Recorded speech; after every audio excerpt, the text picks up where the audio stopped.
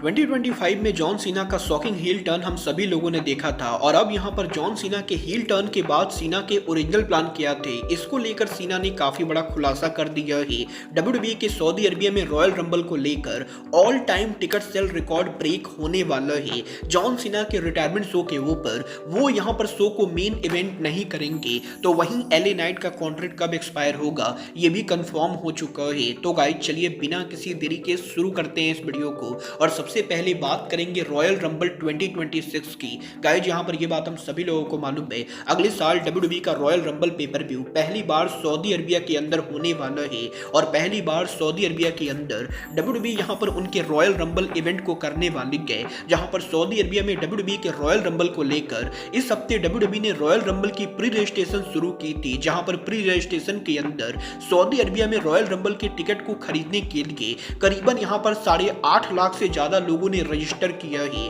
और ये यहाँ पर डब्ल्यूडब्ल्यूई हिस्ट्री में पहली बार हुआ है जब यहाँ पर डब्ल्यूडब्ल्यूई के किसी पीएलई या इवेंट के लिए करीबन 8.5 लाख से ज्यादा लोगों ने रजिस्टर करने की कोशिश की गई और ये यहाँ पर डब्ल्यूडब्ल्यूई हिस्ट्री पर पहली बार हुआ है जब 8.5 लाख से ज्यादा लोग डब्ल्यूडब्ल्यूई के किसी शो के टिकट खरीदने के लिए इंटरेस्टेड है। और अब ये देखना दिलचस्प होने वाला है कि 8.5 लाख से ज्यादा लोगों के रजिस्टर करने के बाद डब्ल्यूडब्ल्यूई के रॉयल रंबल की फाइनल टिकट सेल कितनी होती है, क्योंकि यूएसए में डब्ल्यूडब्ल्यूई की सोच की जो टिकट प्राइस होती है सऊदी अरबिया में टिकट प्राइस उसके मुकाबले 3 गुना सस्ती है और जहां यूएसए के अंदर रॉयल रंबल के फ्रंट रो की टिकट प्राइस करीबन $1500 से $2000 तक होती है, वहीं यहां पर सऊदी अरबिया में रॉयल रंबल के लिए डब्ल्यूडब्ल्यूई के फ्रंट रो की टिकट प्राइस मात्र यहां पर $400 रखी गई है और क्योंकि सऊदी अरबिया में शो की टिकट प्राइस बहुत ही कम है तो इसीलिए डब्ल्यूडब्ल्यूई के सऊदी अरबिया में इस शो के लिए ऑलरेडी यहां पर 8.5 लाख से ज्यादा लोग रजिस्टर कर चुके गए और अब यहां पर इनमें से जो भी लोग प्री सेल के अंदर सबसे पहले टिकट खरीदेंगे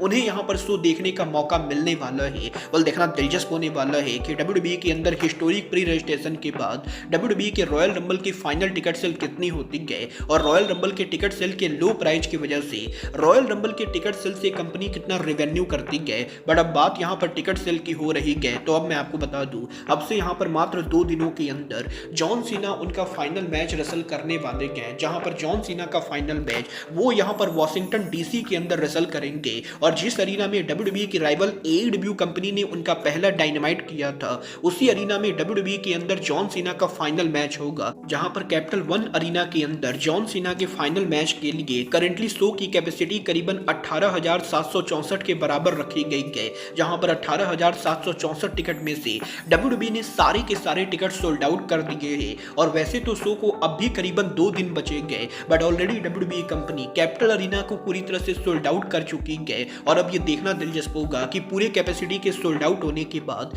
क्या डब्ल्यूडब्ल्यूई कंपनी हार्ड गेम के ऊपर सीट्स को ओपन करके अरीना के अंदर और कैपेसिटी ओपन करने की कोशिश करती है या नहीं और क्या इस शो के ऊपर फाइनल अटेंडेंस 19,000 से ज्यादा होती है या नहीं। बट बात करें सीना के रिटायरमेंट मैच की तो गाइड यहाँ पर इस चीज को लेकर रिपोर्ट आ रही है कि ये शो यहाँ पर वैसे तो जॉन सीना का रिटायरमेंट शो है और तरीके से जॉन सीना शो के एंडिंग पर रिटायर होने चाहिए, बट डब्ल्यूडब्ल्यूई के करंट प्लान के हिसाब से जॉन सीना शो के मेन इवेंट पर रेसल ना करके बल्कि शो के ओपनिंग के ऊपर रेसल करेंगे और डब्ल्यूडब्ल्यूई के सैटरडे नाइट मेन इवेंट के ओपनिंग के ऊपर ही जॉन सीना और गुंथर का मैच होने वाला है, जहां पर इस मैच के ओवर होने के बाद सीना तो डब्ल्यूडब्ल्यूई से रिटायर हो जाएंगे बट इसके बाद बाकी शो के ऊपर हमें यहां पर एनएक्सटी और मेन रोस्टर के बीच में क्रॉस प्रमोशन मैचेस देखने को मिलेंगे और जहां गोल्डबर्ग के रिटायरमेंट के ऊपर टीवी टाइम के कम होने की वजह से गोल्डबर्ग के शो के एंडिंग पर यहां पर वो पूरी तरह से प्रोमो कट नहीं कर पाए थे, उसी रीजन की वजह से डब्ल्यूडब्ल्यूई कंपनी उस तरीके की चीजों को अवॉइड करने के लिए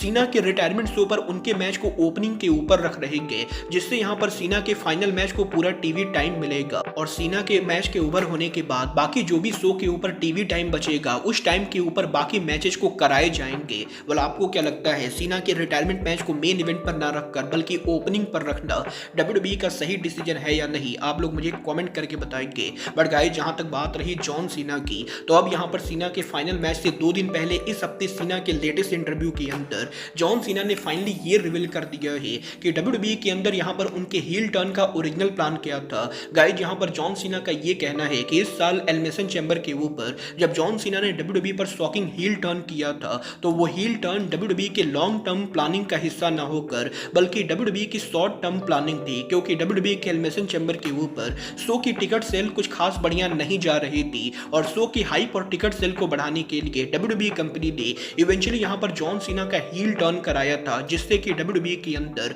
जॉन सीना के रिटायरमेंट 2 को लेकर और भी ज्यादा हाइप बने और इवेंचुअली यहां पर WWE के अंदर सीना के हील टर्न की वजह से WWE के अंदर शो की हाइप भी बढ़ी थी। और जॉन सीना का यह कहना है कि ओरिजिनली उनके हील टर्न को प्लान नहीं किया गया था, बट एलिमिनेशन चैम्बर के कुछ ही टाइम पहले WWE कंपनी सीना के हील टर्न को प्लान करती गए और ओरिजिनली सीना के हील टर्न के बाद उनके लिए कोई बड़े प्लान नहीं थे। वेल डेफिनेटली यहां पर WWE ने टिकट सेल को बढ़ाने के लिए सीना का हील टर्न कराया था। बट गाइज चलिए फिलहाल आगे बढ़ते और बात करते हैं एलए नाइट के कॉन्ट्रैक्ट सिचुएशन की। गाइज यहां पर इस चीज को लेकर रिपोर्ट आ रही है कि एलए नाइट का WWE का कॉन्ट्रैक्ट अगले साल के एंडिंग के ऊपर ओवर होने वाला है, जिसका मतलब ये है कि कम से कम आने वाली और एक साल के लिए वो WWE के ऊपर रहने वाले गए। और नेक्स्ट ईयर अगर WWE एलए नाइट को बेकार बुकिंग देती गए तो पॉसिबली 2026 के एंडिंग के ऊपर वो WWE कंपनी को लीव कर सकते हैं। वेल मुझे पर्सनली नहीं लगता है कि एलए नाइट को WWE को लीव करने की कोई भी जरूरत है। बट गाइज चलिए फिलहाल आगे बढ़ते और बात करते हैं WWE अनरियल सीजन 2 की। गाइज यहाँ पर ये बात तो हम सभी लोगों को मालूम है, 2025 में WWE ने अनरियल का सीजन 1 लॉन्च किया, जहां सीजन 1 के अंदर हमें यहाँ पर रिया रिप्ली और सीएम पंक की हैविली इन्वॉल्वमेंट देखने को मिली। और अब यहाँ पर फाइनली सीजन 2 अगले साल के ऊपर जनवरी में WWE अपलोड करने वाली है, जहां पर नेटफ्लिक्स पर अनरियल की सीजन 2 के अंदर मेनली WWE कंपनी जहां एज एली के रिटर्न को पूरी तरह से कवर करेगी, वहीं सीजन 2 के अंदर हमें यहां पर सेथ रॉलिंस के money in the bank cash in की स्टोरी लाइन देखने को मिलेगी। और जनवरी 2026 वो मंथ होने वाला है जब WWE का अनरियल सीजन 2 हमें यहां पर देखने को मिलेगा। बोला आप यहां पर अनरियल सीजन 2 के लिए एक्साइटेड हो या नहीं, आप लोग मुझे कमेंट करके बताइए। बट गाइज अब आज के इस वीडियो में बस इतना ही, मैं मिलता हूं आपसे अपने अगले वीडियो में। बट गाइज तब तक के लिए good bye, good night and bang.